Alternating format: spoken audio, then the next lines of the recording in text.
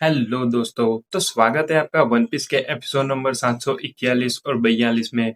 जहां पर आज हम देखेंगे कि जो लूफी होता है वह तुरंत ही रेबेका के पास जाता है और कहता है कि आखिरकार तुम किसके साथ लाइफ स्पेंड करना चाहती हो, अपने पापा काइरोस के साथ या यहाँ पर प्रिंसेस बन के।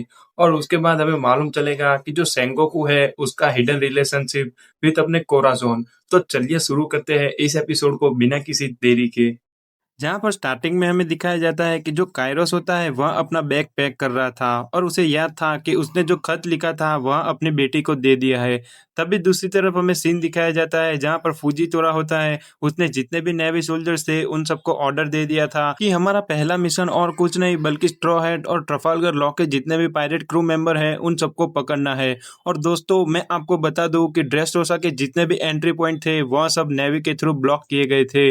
और इस तरफ काइरोस को तुरंत ही मालूम चल जाता है कि जो फुजीतोरा है उसने मरीन के सोल्जर्स को ऑर्डर दे दिया है और मरीन के जितने भी सोल्जर्स थे वह ऑलरेडी ड्रेसरोसा के सारी की सारी जगह पर फैलने लगे हैं और हमारा यहाँ से निकलना बहुत ही ज्यादा कठिन हो जाएगा। बार्थोलोमेव था उसके पास तो कुछ और ही प्लान था। वह बहुत ही कॉन्फिडेंटली कहता है कि मरीन के जितने भी सोल्जर्स है उन सबको यहाँ पर आने दो क्योंकि हमें फिक्र करने की कोई भी बात नहीं है। और तभी हमें उनका जो ग्रैंड प्लान होता है उसके बारे में मालूम चलता है कि कैबेज और उसके साथ जितने भी पायरेट्स थे वह सब ऑलरेडी पूरा का पूरा रास्ता रोक के बैठे हैं और जितने भी मरीन्स हैं उनको यह मालूम भी नहीं है। और अपना लूफी था वह तुरंत ही काइरोस की तरफ देखता है और वह पता नहीं पर उससे नाराज था।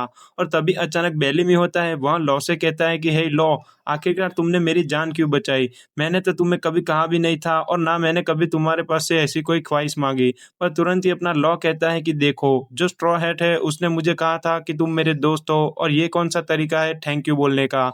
और इतना ही कहकर यहाँ पर हमें मालूम चलता है कि मरीन के जितने भी सोल्जर्स थे वह सब वहाँ पर आने लगे थे और वहाँ तुरंत ही देखते हैं कि यहाँ पर तो पूरी की पूरी पलटन थी। वहाँ सब भागने की ट्राई करते हैं और जितने भी मरीन सोल्जर्स थे वह तुरंत ही उन पर फायरिंग करना स्टार्ट कर देते हैं और स्ट्रॉ हैट के जितने भी मेंबर्स थे वह भागने भी लगते हैं। अपना बार्टोलो में होता है वह बैरियर का यूज करता है पर लूफी था उसके माइंड में तो कुछ और ही चल रहा था।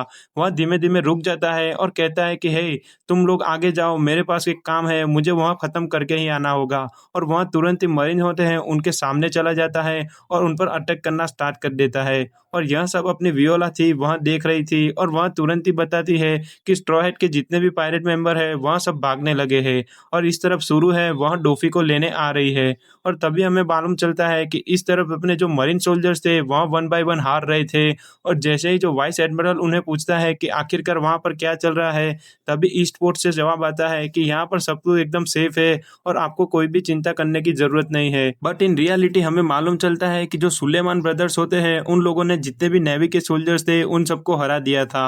और जैसे ही वाइस एडमिरल उनका कोड नेम पूछता है वह लोग कुछ भी नहीं बोलते और नेवी के वाइस एडमिरल को मालूम चल जाता है कि वहाँ पर पायरेट्स है उन्होंने कब्जा कर लिया है और वह तुरंत ही ऑर्डर देता है कि जितने भी सोल्जर्स हैं उन सबको ईस्ट पोर्ट की तरफ भेजो। इस तरफ लूफी होता है वह ऑलरेडी रॉयल पैलेस पर पहुंच गया था पर तभी वहां पर जितने भी मरीन सोल्जर्स होते हैं वहां उस पर अटैक करने की ट्राई करते हैं। पर अपना लूफी होता है वह तुरंत ही उन सबको एक ही बार में हरा देता है और वह जोर जोर से चिल्लाता है कि हे रेबेका, आखिरकार तुम कहाँ हो। और इस तरफ रेबेका होती है वह तुरंत ही उसकी आवाज सुन लेती है और जैसे ही वह खिड़की के पास देखती है अपना जो लूफी था वह ऑलरेडी वहां पर आ चुका था और बस वह एक सवाल पूछना चाहता था कि आखिरकार तुम क्या चाहती हो।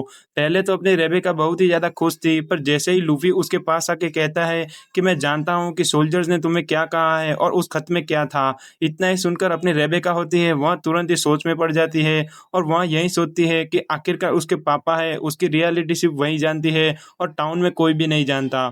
और लूफी यही कहना चाहता था कि अगर तुम्हारे पापा ही तुम्हारे साथ नहीं रहेंगे तो तुम आखिरकार करोगी क्या, क्योंकि वो नहीं चाहता था कि रेबेका है वह सोल्जर्स के बिना रहे। और इस तरफ अपनी रेबेका होती है वह तुरंत ही रोने लगती है और अपना लूफी तुरंत ही उसे ऑफर देता है कि देखो, मैं तो यहाँ से निकल रहा हूँ पर तुम चाहो तो तुम मेरे साथ आ सकती हो क्योंकि मेरे पास ज्यादा टाइम नहीं है। इतना ही सुनकर अपनी रेबेका होती है वह तुरंत ही वियोला का कहती है कि देखो, मैं चाहती हूँ कि तुम मेरे बदले प्रिंसेस बनो। और इस तरफ अपना लूफी था वह ऑलरेडी भागने लगा था रेबेका रेबेका को लेकर और वह तुरंत ही वहाँ से छलांग मारता है और जितने भी लोग थे वह सब शॉक थे।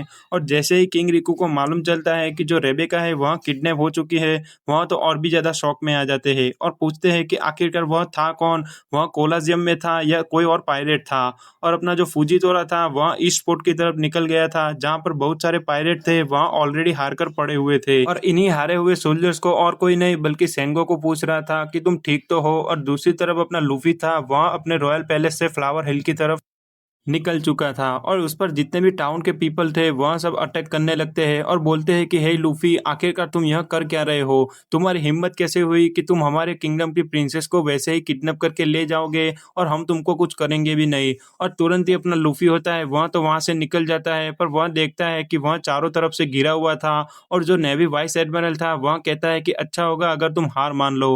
पर अपना लूफी था वह तो इतनी आसानी से हार नहीं मानता और वह कहता है कि रेबेका, अब टाइम आ गया है कि तुम मुझे कस के पकड़ लो क्योंकि हम यहाँ से सीधा छलांग मारने वाले हैं। जैसे ही लूफी छलांग मारता है वहां पर श्री प्रिज्म स्टोन का जो नेट होता है वह उसे टच कर लेता है और अपना लूफी होता है वह तुरंत ही और भी ज्यादा वीक हो जाता है क्योंकि उसे मालूम था कि वह उसके सामने कुछ भी नहीं कर पाएगा। और जैसे ही वह निकलते हैं वह और भी तेजी से भागने लगता है और जितने भी टाउन के पीपल थे वह सब कुछ भी नहीं कर पाते। और इस तरफ मरीन के जितने भी सोल्जर्स थे उन सबको मालूम चलता है कि प्रिंसेस उसके साथ है, तो वो लोग वैसे ही रेकलेसली किसी पे भी फायर नहीं कर सकते। और लूफी होता है वह यही चांस देखकर उसको वापस छलांग मारकर ले जाता है और वह बहुत ही तेजी से आगे बढ़ने लगता है। और लूफी कहता है कि मैं यहाँ से तुम्हें छोड़कर चला जाऊंगा और तुम्हें सीधा अपने पापा के पास जाना होगा क्योंकि मेरे पास ज्यादा टाइम नहीं है। और इस तरफ अपना कायरोस था वह तो निकलने की तैयारी कर रहा था। कायरोस होता है वह तुरंत ही याद करता है कि यही वो जगह थी जहाँ पर रेबेका का बर्थ हुआ था और उसकी एक छोटी सी हैप्पी फैमिली हुआ करती थी। लेकिन डो फ्लेमिंगो के आने के बाद वहाँ सब कुछ चेंज हो गया और उसकी जो हैप्पी फैमिली थी वह सैड एंडिंग में बदल गई। और इतना ही याद करके वह सोचने लगा कि आखिरकार वह रेबेका को और भी ज्यादा खुश देखना चाहता है और इसलिए वह इस लाइफ में से बाहर निकल जाएगा क्योंकि वह चाहता था कि रेबेका है वह फ्यूचर में और भी ज्यादा खुश रहे। और इस तरफ रेबेका थी वह ऑलरेडी उसके पास आ रही थी और अपने कायरोस को मालूम नहीं था कि उसकी जो बेटी है वह उसके साथ रहना चाहती है। जैसे ही अपना कायरोस होता है वह बाहर निकलने की ट्राई करता है और दरवाजा खोलता है, उसे मालूम चलता है कि उसकी बेटी थी वह उसके सामने खड़ी थी। और अपनी जो रेबेका थी वह बस एक ही चीज चाहती थी कि वह उसके फादर के साथ रहे, फिर चाहे पूरा का पूरा टाउन भले ही ना सोचे कि उसके फादर बहुत ही ज्यादा खूनी मर्डरर या कोई क्रिमिनल थे।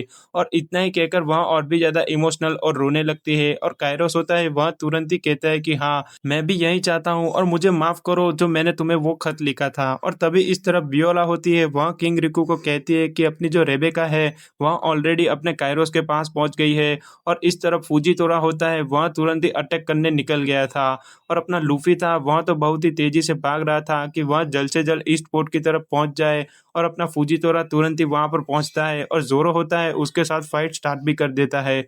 वह तुरंत ही कहता है कि स्ट्रॉ हेड के पायरेट्स और लॉ, अगर तुम्हें लगता है कि मैं तुम्हें यहाँ से जिंदा जाने दूंगा तो यह तुम्हारी सबसे बड़ी गलती है। बट इन रियलिटी अगर आप मुझसे पूछोगे तो नेवी के जितने भी सोल्जर्स थे वह सब ऑलरेडी डिसेबल हो चुके थे क्योंकि लियो है उसने अपने पावर की मदद से नेवी की जितनी भी शिप थी उन सबको जमीन पर ला दिया था और सारे के सारे सोल्जर्स को सी दिया था।